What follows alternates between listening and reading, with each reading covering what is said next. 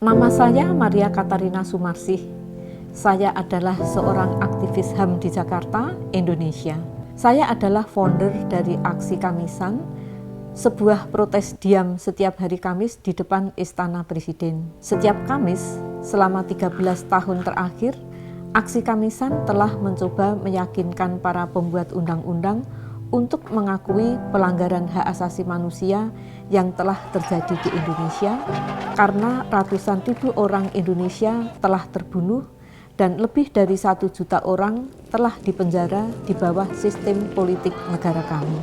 Putra saya, Wawan, terbunuh pada tahun 1998 memprotes untuk turunnya Presiden Soeharto. Saya tidak hanya bekerja untuk memastikan warisannya tidak dilupakan, tetapi seperti anak saya berjuang menuju Indonesia yang lebih baik. Ini adalah ceritaku.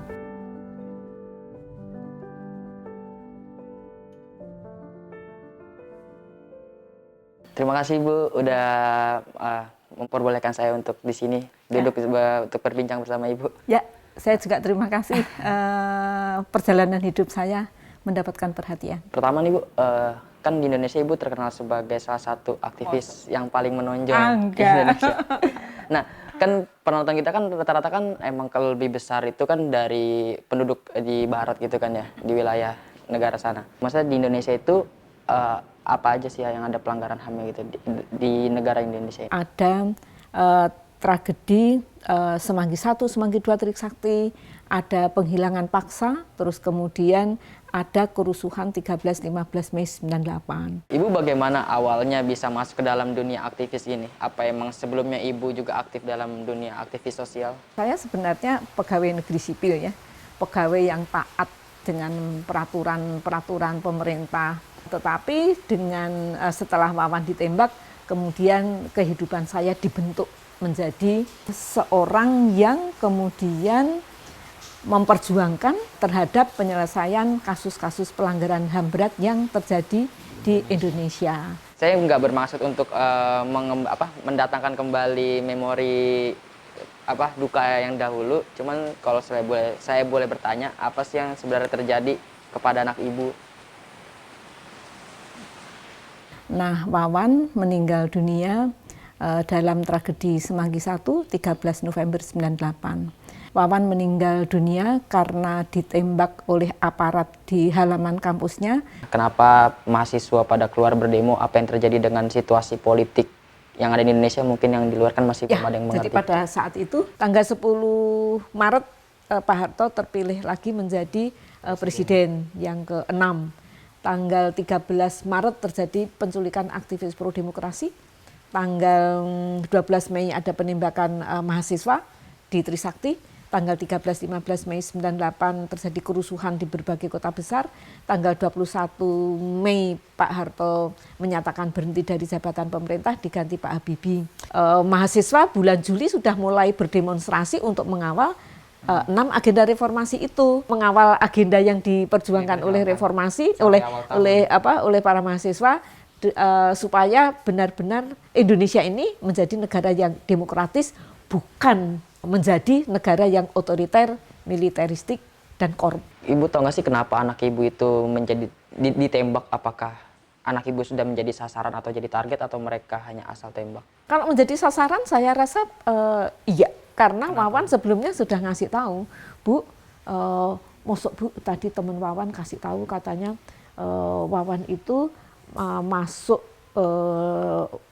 daftar 5 orang, Wawan urutan nomor 1 yang akan dihabisi. Kenyataannya Wawan itu salah satu mahasiswa yang ditembak tepat sasaran di dada mengenai jantung dan parunya.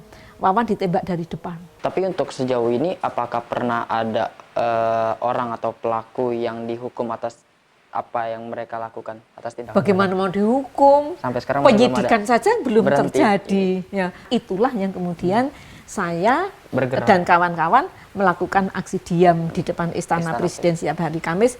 Itu adalah cara kami untuk berjuang membongkar fakta kebenaran, mencari keadilan, melawan lupa, dan melawan impunitas. Bisa dijelasin nggak Bang apa yang sekarang terjadi di sini itu tadi kayak gimana? Tadi ini kita aksi ke 13 tahun atau ke 618. Lumayan rame, alhamdulillah. Tadi kita niatnya sebenarnya mau ngelilingin Istana Negara, tapi sayangnya baru sampai kantor Seknek kita disuruh putar balik ke sini lagi. Dan hari ini kita ini sih kedatangan beberapa tokoh publik untuk nyampein keresahannya lewat refleksi atau orasi. Terus ada juga tadi penampilan musik. Kalau biasanya aksinya kayak gimana sih Bang? Metodenya kita biasa pakai payung, berdiri diam dulu sekitar setengah jam sampai 40 menit, disambung sama refleksi. Ya metode kita sih non-violent ya, kita anti kekerasan. Kenapa sih Bang pada pakai payung hitam? Artinya apa? Ada arti tersendiri nggak? Ya ada beberapa makna simbolik dari warna hitam kan. Biasanya orang lebih sering tanda kedukaan karena kalau ngelayat itu ke pemakaman pasti pakai hitam-hitam biasanya. Tapi kalau menurut Ibu Sumarsi itu tanda keteguhan ya. Abang nih ngelihat situasi dan kondisi Ibu Sumarsi yang sekarang tuh gimana Bang? Salut sih jelas karena bisa teguh banget. Topang emang karena pengalaman kerja-kerja beliau juga ada di pengalaman seperti DPR. Juga bersuamikan seorang peneliti politik CSAS. Jadi teman diskusi sih bahkan sekarang untuk 1-2 hal gitu. Dia selalu terbuka banget untuk era bisa ditemui, dijumpai dan berbagi banyak hal sama kita-kita yang muda gitu. Abang ada penuh dengan harapan nggak kalau politisi dan pemerintah tuh bakal mendengar tuntutannya? Kalau dari segi pemerintah sih HAM ini seksi bagi mereka tapi hanya di saat pemilihan ya. Dijadiin janji, kampanye dan lain-lain gitu-gitu. Tapi pada saat mereka dapat kepercayaannya, dapat kesempatannya, justru mereka malah balik badan dan ngelupain itu semua gitu. Menurut Abang, kapan Abang akan berhenti ikut dalam aksi ini Bang? Pada saat gua yang hembusin napas terakhir bisa jadi ya.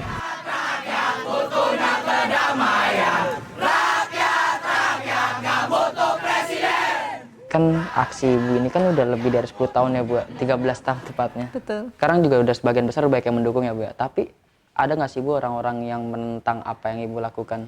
Ya jelas ada. Kami ini selalu dilarang oleh polisi.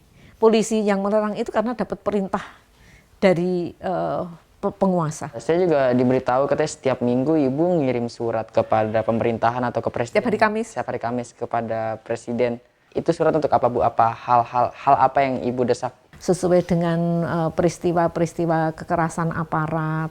Ya semua permasalahan yang ini ya yang dihadapi oleh masyarakat dan tidak mendapatkan perhatian pemerintah. Ibu ada contoh surat yang masih Ibu pegang nggak? Iya, masih ada. Saya boleh lihat kan Bu? Oh boleh. Kepada yang terhormat Presiden Republik Indonesia, Bapak Insinyur H. Joko Widodo di Jakarta. Dengan hormat, melalui surat ini kami sampaikan bahwa media massa belakangan ini memberitakan tentang pernyataan Jaksa Agung Burhanuddin di hadapan anggota Komisi 3 DPR RI pada 16 Januari lalu, bahwa tragedi Semanggi I dan Semanggi II bukan pelanggaran HAM berat. Pernyataan itu bisa terduga sebelumnya karena Jaksa Agung hanya mau mendengar orang-orang di lingkaran Kejaksaan Agung yang selama ini hanya mencari-cari dalih atau alasan untuk tidak menindaklanjuti berupa penyidikan terhadap kasus Trisakti dan Semanggi I serta Semanggi II yang adalah pelanggaran HAM berat.